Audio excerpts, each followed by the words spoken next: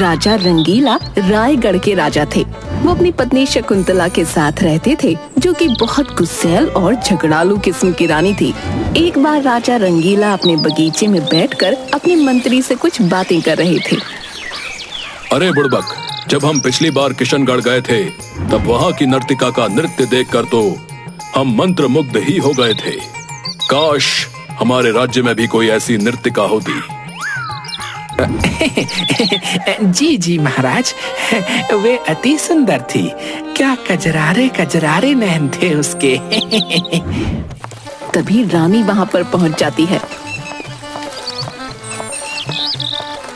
अरे महाराज, आप हमारे होते हुए किसी और की प्रशंसा कर रहे हैं। आपको लज्जा नहीं आती? बताइए बताइए, कौन है वो चुड़ैल जिसकी आप तारीफ पर तारीफ किए जा रहे थे?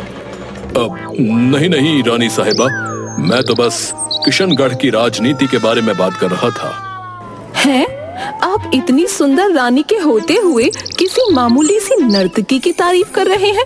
ये आपको शोभा नहीं देता महाराज? क्या हम सुंदर नहीं?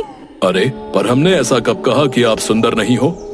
देखा तुमने बुड़बक, हमारे सामने ही कह रहे हैं। हम तो बस उनकी नर्तिका की प्रशंसा कर रहे थे। अरे पर अगर आपको प्रशंसा करनी है तो हमारी कीजिए। चलिए, हम तैयार हैं। हाँ, आपकी आवाज ऐसी है कि कोई सुने बिना रह ही नहीं सकता, क्योंकि इतनी जोर से बोलती है कि पूरा महल कांप जाता है। हम सब जानते हैं आप हमारी झूठी तारीफ करते हैं। अरे नहीं नहीं महारानी साहिबा, आप महाराज को गलत समझ रही हैं। तुम चुप रहो बुड़बक, आज तो और या पार। बताइए महाराज, हम सुंदर हैं कि नहीं? मैं तो आपको देखकर हैरान हूँ। क्या? अरे कि कोई इतना सुंदर कैसे हो सकता है? मुझे सब पता है कि आप ये सब मुझसे पीछा छुड़ाने के लिए बोल रहे हो। राजा मंत्री की तरफ इशारा करता है।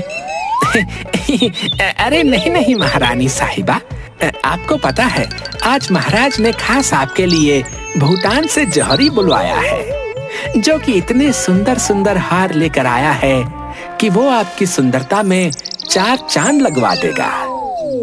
हार? मैं तो हार के साथ झुमके भी लूंगी। हाँ। और खुश होकर वहाँ से चली जाती है। बला टली। थोड़ी देर बाद महाराज सभा कक्ष में सभी मंत्रियों के साथ बैठे हुए थे। बुड़बक, इस साल राज्य में अस्पताल बन जाने चाहिए। महाराज महाराज, अरे ओ महाराज, वो भूटान से जौहरी आ रहे थे ना, कब आएंगे? वो हमारा गला उनके लाए हुए हार को पहनने के लिए तरस रहा है। अरे रानी साहिबा, रास्ते में ही होंगे, शाम तक आ जाएंगे। मुझे तो लगता है कि आपने किसी जौहरी को बुलवाया ही नहीं है। नहीं नहीं रानी साहिबा, आप गलत समझ रही हैं। तुम चुप रहो बुड़बक, जब देखो तब महाराज की चापलूसी करते फिरते हो। मुझे सब पता है, आपने किसी जौहरी को नहीं बुलवाया। महारानी साहिबा, वो भूटान के जौहरी आ गए हैं। हाँ चलो। वैसे महाराज, हम चाहते हैं कि आप सोने चांदी हीरे जवाहरात की कीमत कम कर दी जाए, ताकि आम औरतें भी आसानी से गहने खरीद सकें। अरे रानी साहिबा, पर एक बात सोचिए, अगर आप इनके दाम कम करवा देंगी तो फिर आप में और उनमें क्या फर्क रह जाएगा? सभी कम दाम में जेवर खरीद लेंगी, तो फिर आप में और उनमें क्या फर्क रह जाएगा? बात तो आप सही कह रहे हैं।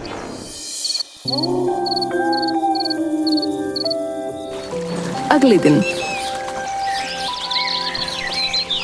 रानी साहिबा, आज हम एक बहुत जरूरी काम से रामगढ़ जा रहे हैं। वैसे महाराज, वहाँ से आप हमारे लिए केवड़े का इत्र ले आएंगे? महारानी साहिबा, आप समझती क्यों नहीं? हम घूमने फिरने नहीं, हम वहाँ बहुत जरूरी काम से जा रहे हैं भाई। वैसे महाराज, हम भी कितने दिन से घूमने नहीं गए, हम भी चलेंगे आपके साथ? रानी साहिबा, हम जरूरी काम से वहाँ जा रहे हैं। इसका मतलब हम आपके लिए जरूरी नहीं है? अभी तो हमारे लिए हमारी प्रजा आपसे भी ज्यादा जरूरी है, क्योंकि अगर आज रामगढ़ के राजा से हमारी संधि नहीं हुई तो वो हम पर हमला कर सकते हैं। अब मैं इनकी अकल ठिकाने लगाऊंगी। फिर राजा अपने मंत्रियों के साथ रामगढ़ के लिए निकल जाता है।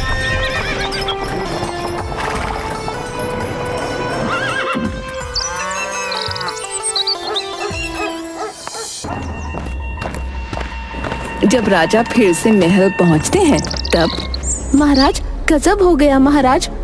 अरे क्या गजब हो गया? रानी साहिबा अपने मायके चली गई क्या? जी हाँ महाराज। क्या सच में? हाँ महाराज, और कह रही हैं कि अब कभी भी नहीं आएंगी। अरे वाह, ये तो खुशी की बात है। एक ही दिन में दो खुशखबरियां मिल गईं। डिंग डिंग डिंग डिंग, डिंगा चिका, ओए होए, आज तो जश्न होगा, जश्न। तभी कोई वहाँ आता है। हाँ जीजा सा, हमारे आने की खुशी में जश्न तो बनता है। साले तू, मेरा मतलब है कि साले साहब, आप, हमारे जीवन में खुशी इतनी कम देर क्यों टिकती है? महामंत्री, रानी साहिबा तो हमें छोड़कर चली गई है, तो आप आज ही आसपास के सभी राज्यों में ऐलान करवा दीजिए कि हम दूसरी शादी कर रहे हैं। जीजा सा, आप ये क्या कह रहे हैं? अरे साले साहब, आप कब से ऊंचा सुनने लग गए? वैसे तो आप 10 मील दूर से भी हमारी बातें सुन लेते हो। जाइए और जाकर कह दीजिए अपनी बहन को कि अब हम किसी के रोकने से नहीं रुकने वाले। 1 हफ्ते बाद राजा रंगीला का स्वयंवर होगा। जो हुक्म महाराज। फिर ये बात आग की तरह आसपास के सभी राज्यों में फैल जाती है। रानी के महल में मासा, मासा, मासा। अरे बहन, तू यहाँ बैठे बैठे जलेबियां खा रही है और वहाँ वो राजा रंगीला, वो स्वयंवर कर रहा है। क्या हमारे होते हुए दूसरी शादी? माँ, क्या वो मंद बुद्धि दूसरी शादी करने चला है? माँ, अरे क्या गाय भैंसों की तरह माँ माँ करे जा रही है? तुझे कितनी बार कहा था कि आदमियों के सिर पर चढ़कर ही बैठना चाहिए। थोड़ी सी भी ढील दी तो आवारा बैल की तरह इधर उधर दौड़ना शुरू कर देते हैं। पर माँ, अब क्या करेंगे हम? अब करना क्या है, अभी मैं उसे सबक सिखाऊंगी। मेरी बेटी के होते हुए दूसरी शादी करेगा, उसे मार मार के गधा बना दूंगी। चल चल मेरे साथ।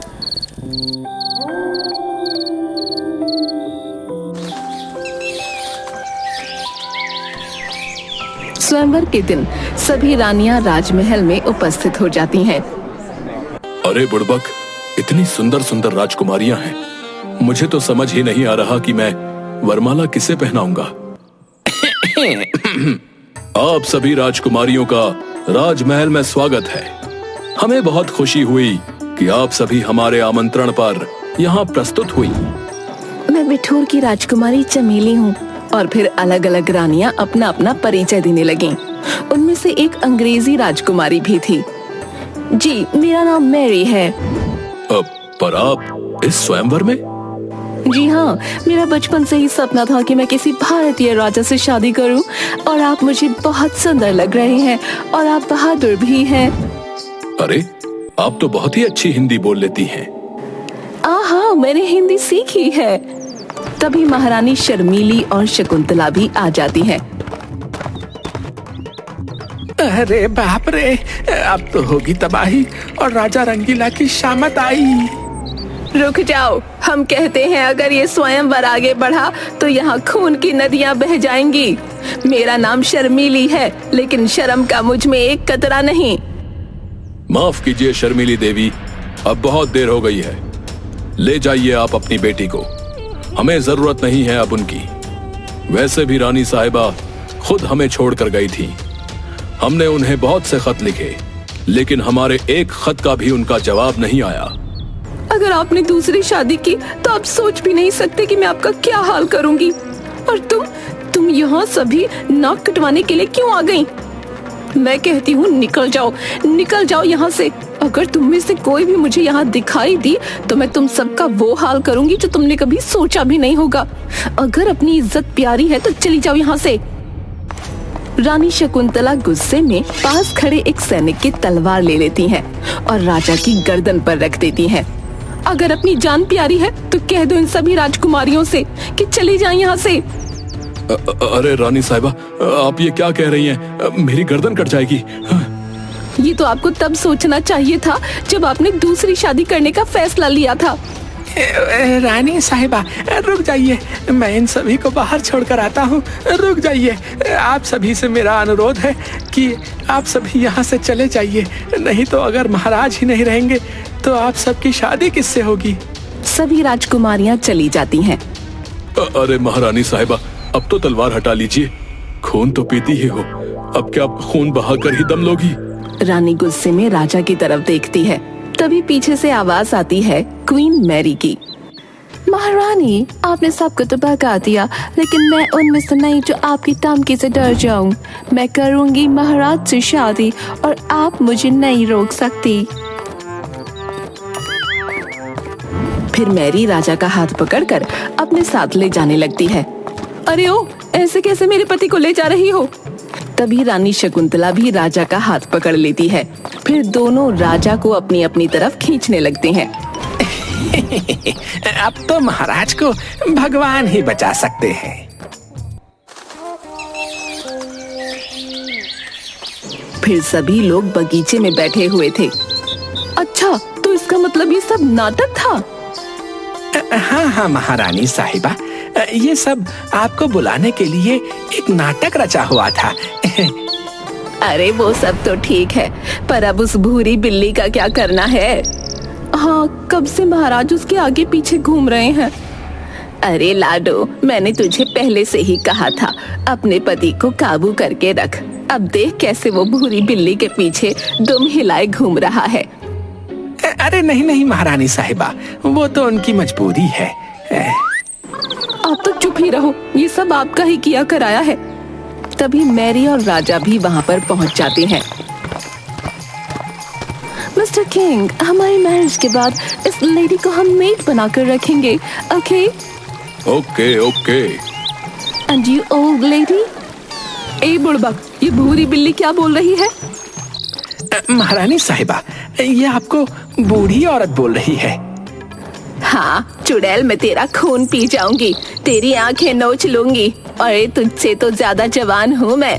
तुझे मैं श्राप देती हूँ, तेरे बालों में जुएं पड़ जाएं, तू काली हो जाए। ओके चलो डार्लिंग, वैसे भी मुझे ज्यादा भीड़ भाड़ पसंद नहीं है। और राजा को मैरी अपने साथ लेकर चली जाती है। ए भूरी बिल्ली, अगर तू मेरे जमाई से शादी करना चाहती है तो तुझे मेरी बेटी से मुकाबला करना होगा।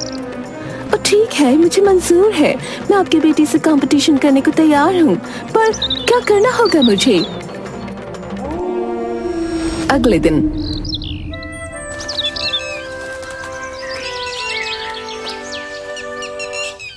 जो भी महाराज के लिए स्वादिष्ट खाना बनाकर लेकर आएगा वो विजेता होगा।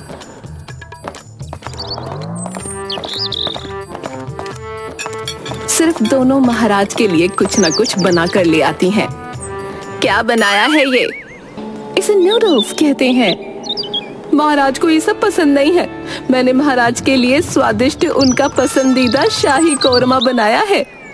कोई बात नहीं मिस्टर किंग, हम शादी के बाद इन्हें अपना शेफ रख लेंगे। हाँ ठीक है, लेकिन महाराज को नृत्य देखने का भी बहुत शौक है। क्या तुम्हें नाचना आता है? श्योर। फिर दोनों अपनी अपनी तरह से बहुत अच्छा डांस करती हैं।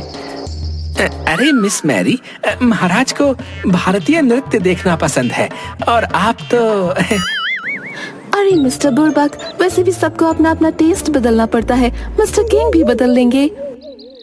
महारानी साहिबा, अब हम क्या करें? हमें तो कुछ समझ ही नहीं आ रहा कि इस मैरी को कैसे महाराज की जिंदगी से दूर किया जाए। ये तो नहा धोकर पीछे ही पड़ गई। बताइए मिस शर्मीली देवी, हम दोनों में से महाराज किससे शादी करेंगे? हम कल बताएंगे, अभी एक और प्रतियोगिता बाकी है।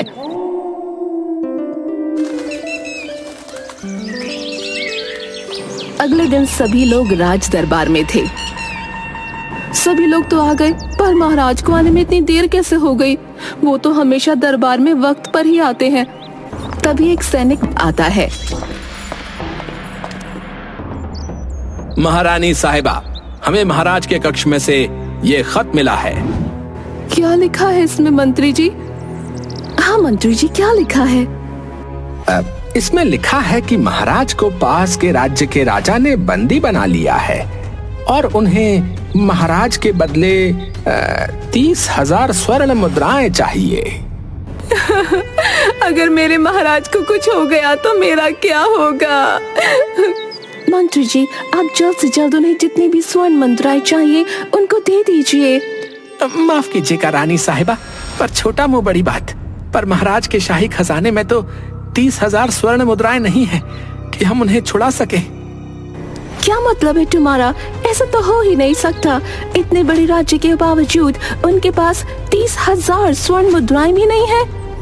हाँ, वो क्या है ना कि इतने बड़े राज्य को चलाने में खर्चा ही इतना होता है कि शाही खजाने में अब कुछ भी नहीं बचा। अब महाराज को कैसे बचाएं? शकुंतला उठकर कहीं चली जाती है।